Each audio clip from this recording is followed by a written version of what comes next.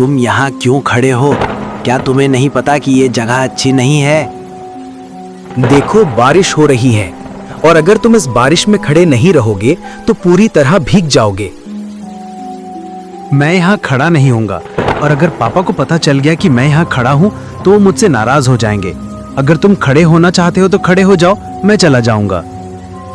तुम्हारा घर पास है और मेरा घर दूर है। अगर बारिश नहीं रुकी तो मैं पूरी तरह भीग जाऊंगा, इसलिए तुम जाओ। ये सुनकर रमेश घर की ओर चल पड़ा। इस बीच पलाश चुपचाप बंद दुकान के सामने बारिश में खड़ा रहा, लेकिन बारिश बिल्कुल भी नहीं रुकी। थोड़ी देर खड़े रहने के बाद अचानक दुकान के अंदर से कुछ कटने की आवाज आई। पहले तो पलाश को लगा कि गलती हो गई है और उसने ज्यादा ध्यान नहीं दिया, लेकिन थोड़ी देर बाद भी आवाज आती रही तो पलाश दुकान के पीछे देखने गया कि आवाज कहां से आ रही है। पलाश ने दुकान के पीछे जाकर देखा कि दुकान के पीछे एक दरवाजा था और आसपास का क्षेत्र गंदे कचरे से भरा हुआ था। पलाश ने दरवाजा खोला और अंदर घुस गया। अंदर घुसते ही पलाश ने देखा कि कमरा मकड़ी के जालों से भरा हुआ था और उसके सामने कुछ कटे हुए शव लटक रहे थे और उसके ठीक नीचे एक मेज पर मांस काटने वाला चाकू पड़ा हुआ था। मेज पर लालटेन जल रही है, चारों तरफ खून के धब्बे बह रहे हैं और ठीक उसके ऊपर एक मरे हुए आदमी की कटी हुई लाश लटक रही है। ये देखकर पलाश एकदम डर जाता है। तभी पलाश के पीछे एक काली परछाई दिखाई दी और फिर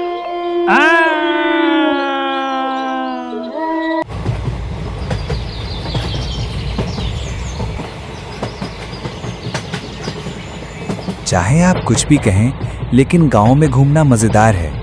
आप कितने सालों बाद इस गांव में लौट रहे हैं? हम तो पहली बार इस गांव में आ रहे हैं। मैं अक्सर कई सालों के बाद गांव लौटता हूं। जब मैं छोटा था तो मेरे दादाजी मुझे मेरी मौसी के घर पढ़ने के लिए भेजते थे। मैं करीब 12 साल बाद इस गांव में लौटा हूं। मैं आज अपनी पढ़ाई पूरी करके इस गांव में वापस आ रहा हूं। हाँ, दादाजी को इस बारे में कुछ भी पता नहीं है और दादाजी मुझे देखकर बहुत खुश होंगे। तुम क्या कह रहे हो? ये बहुत खुशी की बात है। ये बहुत बड़ा आश्चर्य होगा क्योंकि दादाजी तुम्हें लगभग 12 साल बाद देख पाएंगे। मुझे नहीं पता कि दादाजी मुझे देखकर खुश होंगे या नहीं, लेकिन 12 साल पहले इस गांव में कुछ ऐसा हुआ था कि दादाजी ने मुझे पढ़ने के लिए मेरी मौसी के घर भेज दिया था। वे कुछ देर तक आपस में बातें करते रहे। फिर करीब 2 घंटे बाद ट्रेन पुतुलपुर स्टेशन पर आ पहुंची। वे दोनों ट्रेन से उतर गए और स्टेशन के बगल वाली सड़क पर गांव की ओर चल दिए, लेकिन उन्हें सड़क के आसपास कोई भी व्यक्ति दिखाई नहीं दिया। थोड़ी दूर चलने पर उन्होंने एक दुकान के पास एक पेड़ के सामने कुछ लोगों को खड़े देखा। उसने देखा कि एक आदमी पेड़ से लटका हुआ है। उसके गले में रस्सी लटक रही है, उसकी जीभ मुंह से बाहर लटक रही है और लोग चुपचाप खड़े होकर ये सब देख रहे हैं। ये दृश्य देखकर वे दोनों बहुत डर गए और कुछ देर तक चुपचाप खड़े रहे। फिर उन्होंने वहां खड़ी लोगों में से एक से पूछा, तो फिर यहाँ क्या हुआ और उसकी मौत कैसे हुई और लोग उसे इस तरह क्यों देख रहे हैं? मैं ऐसा नहीं कह सकता, लेकिन ये घटना इस गांव में लगभग हर दिन होती है और इस गांव में कोई भी ये नहीं बता सकता कि उसकी मौत कैसे या क्यों हुई। मैंने तुम दोनों को इस गांव में पहले कभी नहीं देखा। और क्या तुम इस गांव में किसी को ढूंढ रहे हो? हाँ, हम दोनों मकान मालिक के घर जाएंगे, लेकिन मकान मालिक के घर तक जाने वाला रास्ता किस तरफ जाएगा हम ठीक से समझ नहीं पा रहे हैं। अगर आप मकान मालिक के घर जाते हैं तो इसका मतलब है नीलकांत बाबू का घर। उनका घर 5 मिनट की पैदल दूरी पर है। जैसा उस आदमी ने कहा था, वे दोनों थोड़ी दूर चलकर मकान मालिक नीलकांत बाबू के घर पहुंच गए। जब वे जमींदार के घर पहुंचे तो जमींदार नीलकंठ बाबू ने उन दोनों को देखा और कहा, क्या बात है, तुम मुझे बिना बताए अचानक इस घर में आ गए और तुम इस घर में कैसे पहुंचे? अगर हमने तुम्हें पहले ही बता दिया होता तो हम तुम्हें सरप्राइज नहीं कर पाते। और तुम इस बात से खुश नहीं हो कि हम दोनों आए? मैं क्यों नाराज हूं? तुम एक बार तो कह देते कि तुम आओगे। ये कौन है तुम्हारे साथ? उसका नाम सौरव है। वो कभी गांव नहीं गया था, इसलिए मैं उसे अपने साथ ले आया, हमारे गांव दिखाने के लिए। तुमने उसे लाकर बहुत अच्छा काम किया। लगता है तुम दोनों ने सुबह से कुछ नहीं खाया है। रामू, जल्दी से उनके खाने का इंतजाम करो।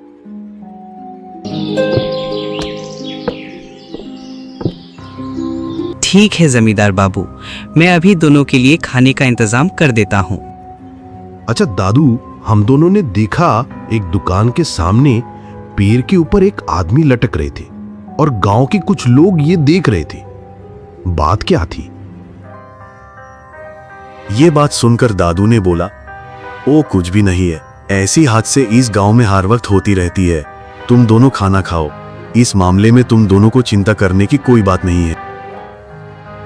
मैंने दुकान के पास तालाब में बहुत सारी मछलियां देखी। बचपन में मैंने एक बार मछलियां पकड़ी थी, लेकिन फिर कभी नहीं पकड़ी। वो तालाब हमारा तालाब है। गांव में कोई भी उस तालाब में मछली पकड़ने की हिम्मत नहीं करता और बहुत दिनों से वहां मछली पकड़ने का काम भी नहीं हुआ है, इसीलिए उस तालाब में इतनी सारी मछलियां हैं। और ये हमारा तालाब है, फिर कहने को और कुछ नहीं है। तुम बहुत समय से कह रहे हो कि तुम मछली पकड़ने जाओगे, तो क्यों ना हम शाम को खाने के बाद मछली पकड़ने चलें? नहीं, ये जगह बहुत अच्छी नहीं है। अगर आप रात में जाएंगे तो कुछ खतरा हो सकता है। आपके लिए बेहतर होगा कि आप सुबह मछली पकड़ने जाएं। ऐसे ही आप दोनों के लिए अच्छा होगा। क्या दादाजी, क्या आप अब भी यही मानते हैं? अब हम सब बड़े हो गए हैं। ठीक है, चूंकि आप हमें मना कर रहे हैं, इसलिए हम रामूदा को अपने साथ ले जा रहे हैं। अब आप खुश हैं तो? कई बार कहने के बाद जमींदार नीलकंठ बाबू अब उन्हें मना नहीं कर सके। दोपहर का खाना खाने के बाद रात होने पर रामू काका और वे दोनों मछली पकड़ने तालाब पर गए। जैसे ही उन्होंने तालाब में जाल डाला तो देखा कि तालाब में बहुत सारी मछलियां हैं और उन्होंने उन्हें एक एक करके पकड़ना शुरू कर दिया और बाल्टी में डालना शुरू कर दिया। इसी बीच आसमान में घने काले बादल छा गए और ये देखकर रामूदा ने उनसे कहा कि आसमान में घने काले बादल छा गए हैं और ऐसा लग रहा है कि बहुत तेज बारिश होगी, इसलिए हमें जल्दी से घर चलना होगा। अगर मैं अब और देर करूंगा तो जमींदार बाबू मुझे बहुत डांटेंगे, इसलिए हमें बारिश आने से पहले यहां से निकल जाना होगा। इस बीच आसमान में घने काले बादल देखकर उन्होंने रामूड़ा से और कुछ नहीं कहा और जल्दी से छिप को कंधों पर उठाकर घर की ओर चल दिए। कुछ देर चलने के बाद जब वे पुरानी दुकान के पास पहुंचे तो तेज बारिश शुरू हो गई। बारिश तेज होने के कारण वे कुछ देर दुकान में ही खड़े रहे। वे कुछ देर तक उस दुकान में चुपचाप खड़े रहे, बारिश रुकने का इंतजार करते रहे, लेकिन बारिश बिल्कुल भी नहीं रुकी, बल्कि और तेज होती चली गई। इसी बारिश के बीच अचानक दुकान के अंदर से कुछ काटने की आवाज आई और ये आवाज काफी अजीब थी, जिसे सुनकर रमेश बोला, क्या हुआ? इस पुरानी दुकान के अंदर से अजीब सी कटने की आवाजें आ रही हैं। क्या दुकान के अंदर कुछ है? हाँ, तुम सही कह रहे हो, मैंने भी कुछ काटने की आवाज सुनी है। ऐसा लगता है कि अंदर कुछ है, बेहतर है कि अंदर जाकर देखा जाए। फिर वे तीनों दुकान के पीछे की ओर चले गए और देखा कि दुकान के पीछे एक दरवाजा खुला हुआ था और चारों ओर गंदा कचरा भरा हुआ था। वे तीनों खुले दरवाजे से अंदर घुसे। वे सभी कमरे के अंदर एक मेज देखकर हैरान रह गए, जिस पर कसाई का चाकू पड़ा था और चारों ओर लाशें लटकी हुई थीं, जो बहुत डरावनी थी। उन्होंने देखा कि टेबल पर लालटेन जल रही है और कमरे में चारों तरफ लाशें लटकी हुई थीं। वे तीनों बहुत डर गए। इसी बीच कमरे का खुला दरवाजा अचानक बंद हो गया। दरवाजा बंद होते देख वे तीनों डर गए। दरवाजा क्यों बंद है? राहुल की ये बात सुनकर दूर खड़े रामूदा ने बोला, ये दरवाजा नहीं खुलेगा बाबू, ये दरवाजा नहीं खुलेगा।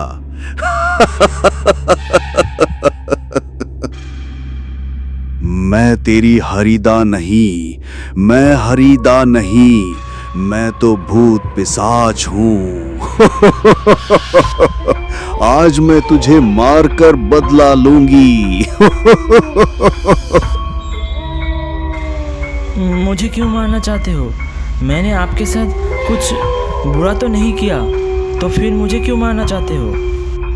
तेरा कोई दोष नहीं है, सारा काम तो जमींदार नीलकांत बाबू और गांव के लोगों ने किया है।